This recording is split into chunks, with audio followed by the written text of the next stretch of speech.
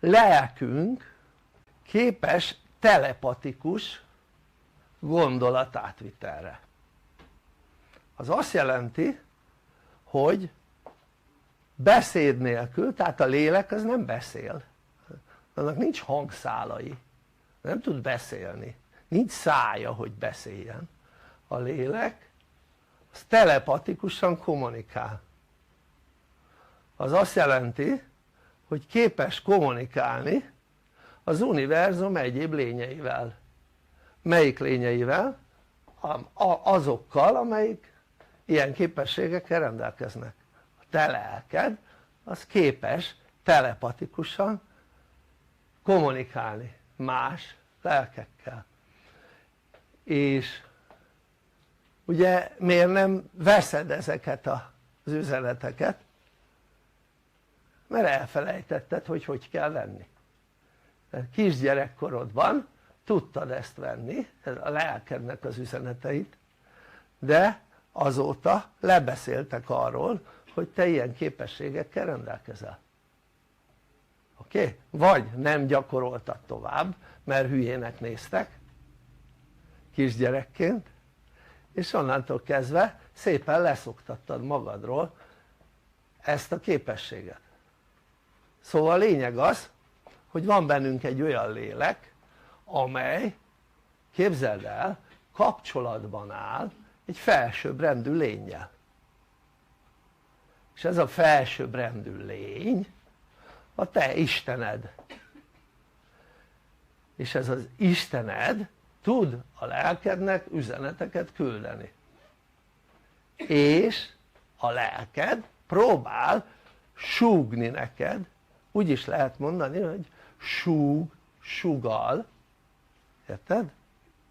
És egy kérdés van, hogy te veszed-e a lelked üzenetét, vagy nem veszed. Minél rosszabb állapotban vagy, annál képtelenebb a vevőd arra, hogy vegye a lelked üzeneteit. Minél jobb állapotban vagy, annál könnyebben tudod venni. De ebben kapcsolatban is van egy kis bökkenő, mert ugye elfelejtetted azt, hogy hogy kell venni a lelkednek az üzeneteit. És amikor jó állapotban vagy, akkor sem tudod venni kellőképpen a lelked üzeneteit, mert elfelejtetted, hogy hogy kell. Érted? A technológia az elfelejtődött. És ugye ezáltal mi történt? Hát hiába vagy jó állapotban, hiányzik a vétel.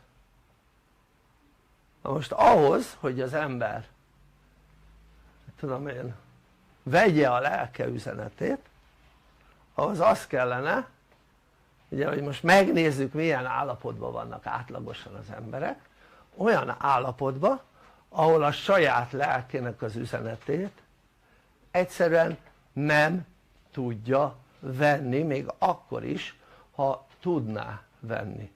Miért nem tudja venni? Ez olyan, mint a rádióadó vagy a telefon.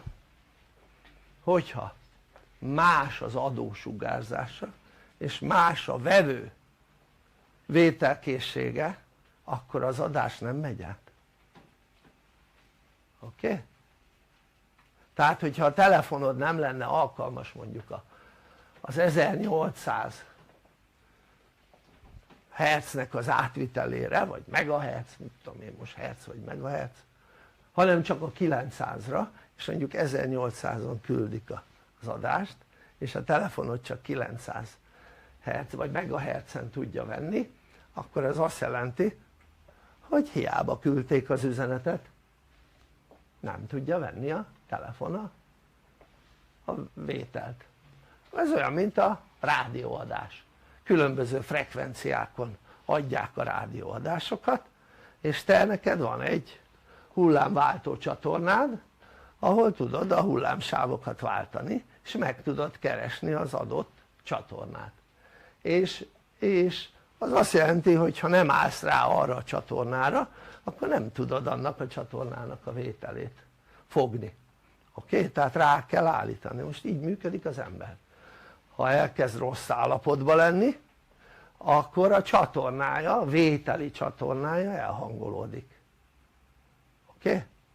Tehát úgy születtünk, hogy képesek voltunk a lelkünk által a telepatikus gondolkodásra. Ezt tökéletesen látni azoknál a kisgyerekeknél, akik még nem tudnak beszélni, hogy mégis kommunikálnak, nem jelbeszéddel, hanem telepatikusan kommunikálnak. Tehát olyan kicsik, akiknek még nincs, nem tudnak szót váltani egymással, de mégis tudnak kommunikálni. És mit érnek el ez a társadalom, ez a kiváló társadalom, mit ér el az emberekkel? Hogy rossz hangulatúak legyenek. Miért? Nagyon egyszerű a válasz. Azért, hogy a lelkükkel ne tudjanak kommunikációt fogadni. A lelküktől ne tudjanak kommunikációt fogadni. Minél hosszabb ideig van valaki rossz állapotban, annál nehezebben tudja venni a lelkének az üzeneteit. Oké? És ez azt jelenti, hogy a hatalom az tudja, hogy így működik ez, de a hatalom az nem a látható hatalom, hanem akik irányítják a látható hatalmat. A látható hatalom az tudja, hogy működik az ember, és tudja, hogy mit kell tenni annak érdekében, hogy ne működjön a lélek és a test közötti kommunikáció.